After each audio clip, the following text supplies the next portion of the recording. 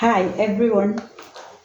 Today we are going to learn how to draw a cumulative frequency curve and how to use it to find the median and interquartile range.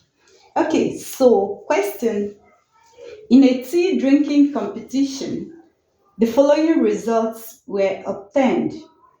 Number of cups of tea, number of drinkers 1 to 5, we have 2 drinkers, 6 to 10, 4 drinkers, 11 to 15, 6 drinkers, 16 to 20, 4 drinkers, 21 to 25, 3 drinkers, 26 to 30, 1 drinker. Question A. Draw a cumulative frequency curve of the above data. B. Find the median and interquartile range. Now, solution. We have our class intervals,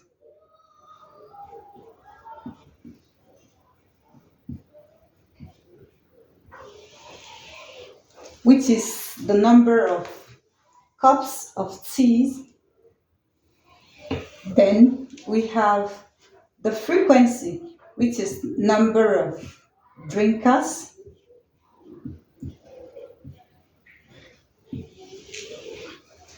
Okay, so we have class, we'll do our class boundaries.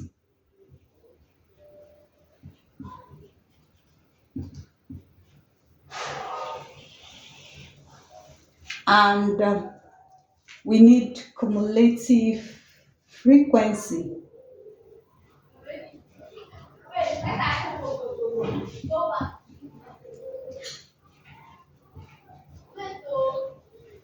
Okay, so this is what we need in our table. Now the first class interval is 1 to 5 and the frequency is 2. Now the class boundary, remember, subtract 0.5 from 1 to get the lower class boundary, which is 0.5. Then add 0.5 to 5 to get 5.5. Now remember that 1 is called the lower class limit, while 5 is called the upper class limit. Okay? Now if you subtract 0.5 from 1, the lower class limit, you get the lower class boundary.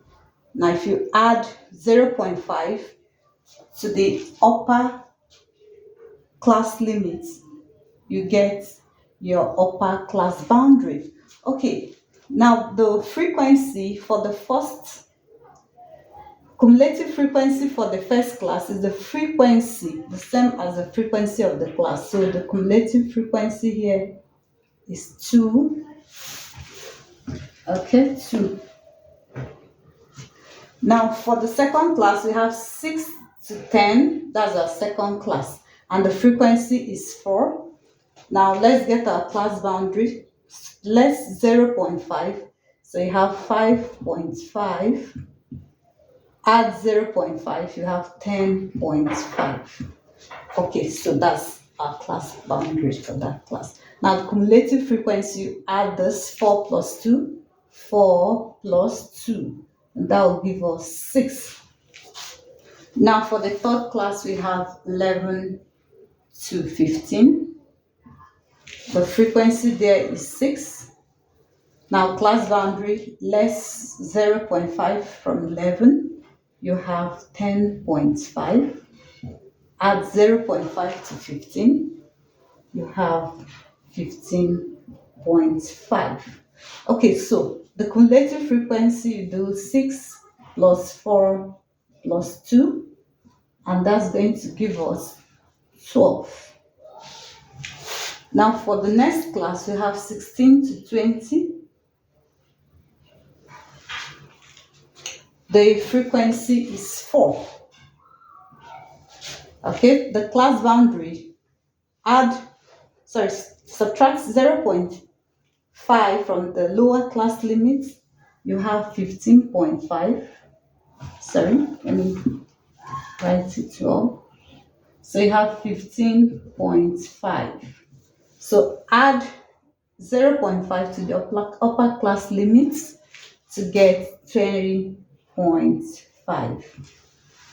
Okay, so now the cumulative frequency for this class, add all. So you have 4 plus 6 plus 4 plus 2. And that will give us 16. Now for the next, we have 21 to 25. The frequency is 3. Now the class boundary, less 0.5, you have 20.5. Add 0.5 to 25, you have 25.5. Okay, now the cumulative frequency for that will be 3 plus 4 plus 6 plus 4 plus 2, which will give us 19. Okay, so we have 19 there. Now we have the last class, which is 26 to 30. 26 to 30. Now the frequency of last class is 1.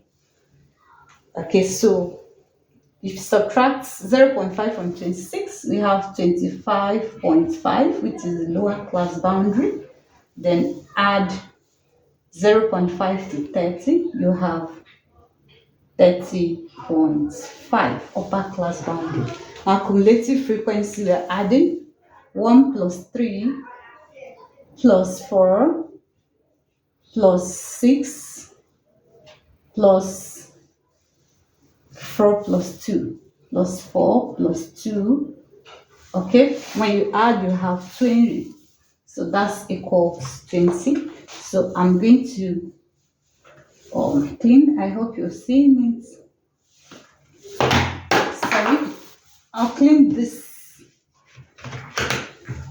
Of course, you know how that's equal to 20. When you add all, you have 20 there. Okay, so that's our table. Okay, now we proceed to drawing the cumulative frequency curve. Now you can draw it on the grid, or I'm cleaning the question, but I'm using the board to draw. Okay, so in drawing the cumulative frequency curve, you just need the upper class boundary and the cumulative frequency. So you draw cumulative frequency against upper class boundaries. Cumulative frequency against upper class boundaries. Okay, so let me proceed to making my axis.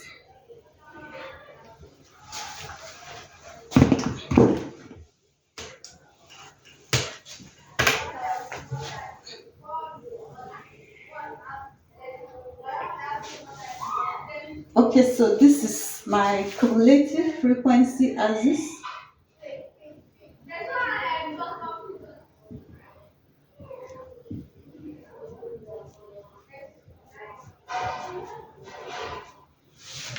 And this other axis is for my upper class boundary. I'm cleaning on this.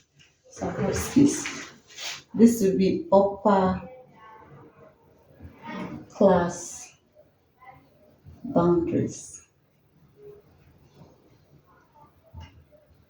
Okay, now this is the origin, 0. Now let's level. We have our cumulative frequency. We have up to 20. So if we do 2, 4, 6, 8, 10. Now because of my space, I'm doing 4, 8, 12, 16, 20. Now use suitable scale on your graph to draw your Ogive. So another name for the cumulative frequency curve is the Ogive. So call it cumulative frequency curve or call it the Ogive. Okay, so on this axis, we have our upper class boundary. So the first upper boundary is 5.5. So I have 5.5. The second one is 10.5. The next is 15.5. Next is 20.5. Next is 25.5. So I have 25.5. And I have 30.5. Okay, so for the first upper class boundary, the cumulative frequency is 2. Now we'll start from the first lower boundary. We have 0.5 here. So for 0.5, the frequency will be 0. Okay? So for values less than 0.5, the frequency will be 0. So meaning our graph will start from there. Now for 5.5, the cumulative frequency is 2. So cumulative frequency is 2. If this is 4, let's say 1, 2, 3, and 4. Okay, so 2 is here. Okay, so that is the first cumulative frequency, 2 for 5.5. Then we have 6 for 10.5. So when the cumulative frequency is 6, this is 4 here. 6, 5, 6, 7, 8. Okay, so if this is 4, this is 6 here. So for this is it. Now for the next one, 15.5, the cumulative frequency is 12. So this is 8, this is 12. So that's for 15.5. Okay. Then for 20.5, the cumulative frequency is 16. So 16 here. So from 16, trace.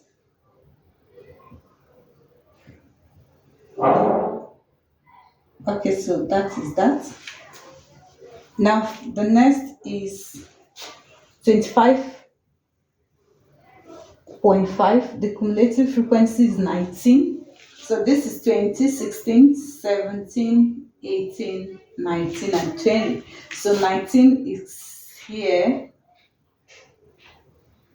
Okay. So this is what we have for 25.5. Then for 30.5, cumulative frequency is 20. So this is 20 here. Sorry. So from 20, we'll go.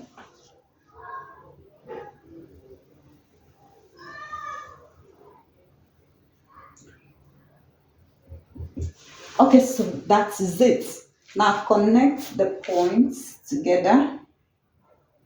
Okay, so you can use broomstick or use French curve. Don't use ruler. So join the points neatly. Sorry.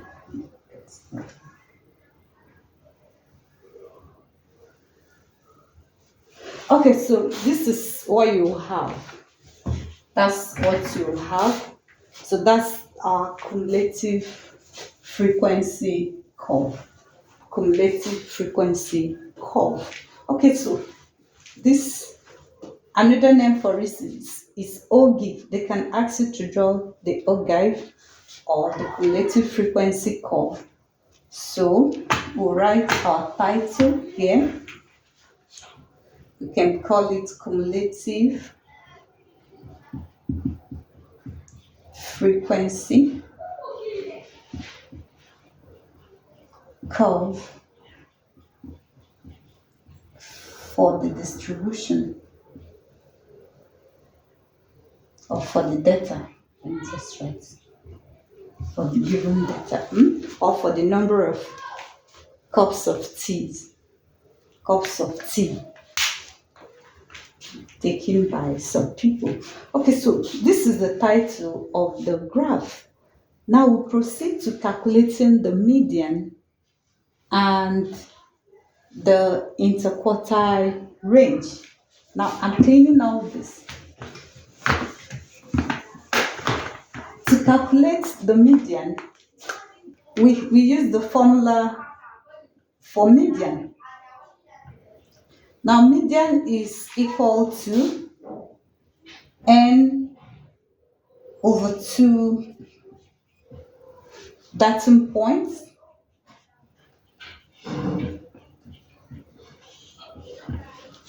the nth over 2 datum points. That gives you the median. Now that's for even distribution, but when the distribution is odd, we add plus 1. Okay, n plus 1 over 2 datum points. Okay, so now because our frequency is 20, so that's even distribution. So our median, our n is 20. That's the sum of your frequency. Okay, some textbooks say summation f, summation f over 2 datum points. Okay, so our n here is 20. So we have 20 over 2 datum points. And that will give us 10th datum points.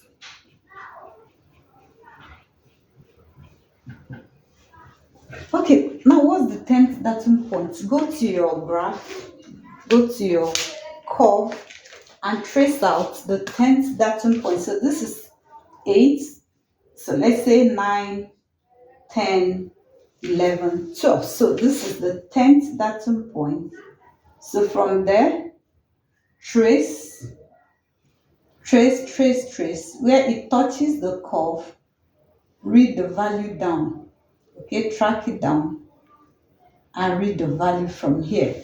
Okay, so if here is 10.5 and here is 15.5, what will be here? So that median is labeled as Q2. So you can call the median Q2.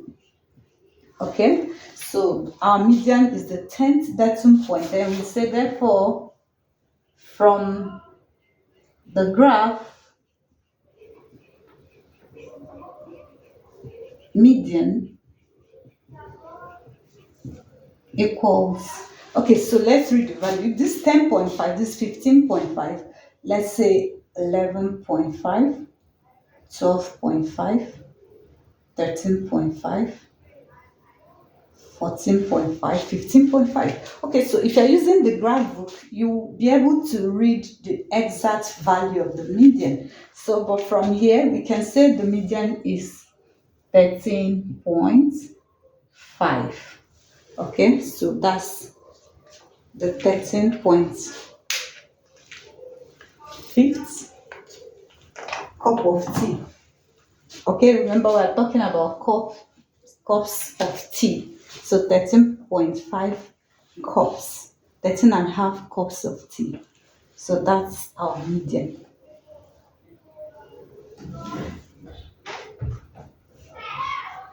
We are talking about cups of tea. So we can say 13.5 cups of tea. That's our median. Okay, I hope that is clear. Now we're going to calculate the interquartile range. Now I'm cleaning here. I'm cleaning the median, so we can use the space to calculate interquartile range. Okay.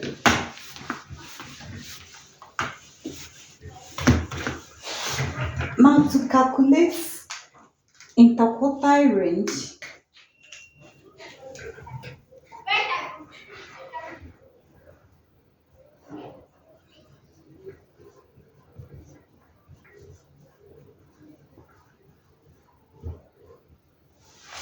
interquartile range is given as upper quartile minus lower quartile. Upper quartile minus lower quartile. Upper quartile minus lower quartile, which we can solve For the upper quartile, we label it as Q3. Upper quartile is given as Q3. Sorry, and correct that. So our upper quartile is given as Q3 and lower quartile is given as Q1. Okay, so we can put the formula mathematically as equal to interquartile range. This is the short. Interquartile range is equal to Q3 minus Q1. Q3 minus Q1. Now we proceed to finding our Q3. Now what's the formula for Q3, which is the upper quartile? Q3 is given as 3n over 4. So as the name implies, quarter is over 4, right? Median is middle, trying to get the center of the data. So median you divide by 2, say n over 2. Now upper quartile is given as 3n over 4 datum points. Okay, so we proceed to the graph to get our 3n over 4. Okay, our n is 20, so we have 3 times 20 all over 4. 3 times 20 over 4 will give us 4 into 20 is 5. 3 times 5 is 15th datum point. So we have the 15th datum points. So our upper quartile from the graph, go and read it. So from the graph, I'm going to use a different color so that we'll know it. The 15th, this 16th, 12th, 13th, 14th, 15th, that's the 15th datum point. So trace from there where it touches the curve, read it down, track it down, read the value here. So that's your Q3. That's our upper quartile, Q3. Okay, so since here is 15.5, we have here is 20.5, 16.5, 17.5, 18.5, 19.5. So this is in between 16, 17. This in between 17.5 and 18.5. So you can say here is 18. So we say from the graph,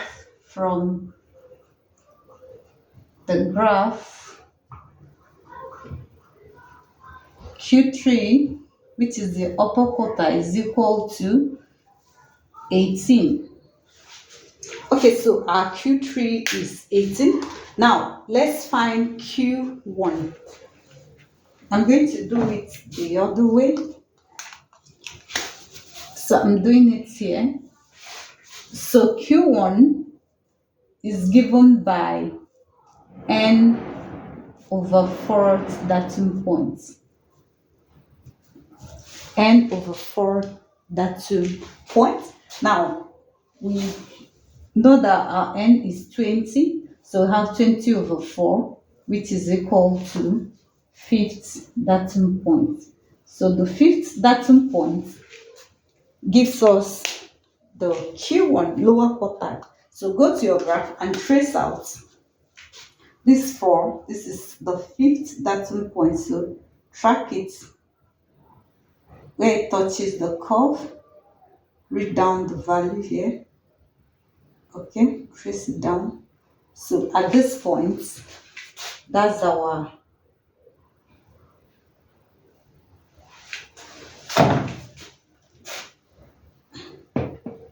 so this is our Q1. Okay, so what do we call this here? This 10.5, 5.5, we say 6.5, 7.5, 8.5, 9.5, 10.5. So what do we call here? If here is we can say is 10. How is this not straight? Okay, let me straighten my hand, please. Okay, so we can call that point 10. So we say that Q1 is equal to 10 cups of tea, 18 cups of tea.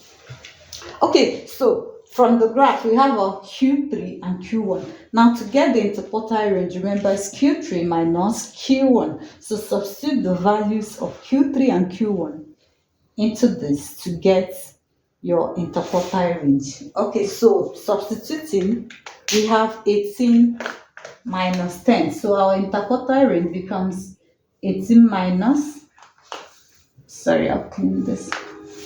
18 minus 10, which is our Q1. 18 minus 10 will give us 8. So 8 cups of tea. We're talking about cups of tea here. So 8 cups of tea is our interquartile range. So that is how to calculate interquartile range. In our next class, I'll teach you how to calculate the mean of group data or group frequency distribution. Okay, and we also look at how to calculate the percentile, the decile, and more. Okay, please like and subscribe to my channel for more videos. Now, I will give you a hint. In an exam, they can ask you to calculate the semi-interquartile range. Now, semi-interquartile is half of interquartile range. Now, if you get to interquartile range, divide it by 2. That gives you the semi-interquartile range. Thank you for watching the video. Like and subscribe and share. You will see more videos when I upload. So subscribe so that you get to see more of our videos. Thank you.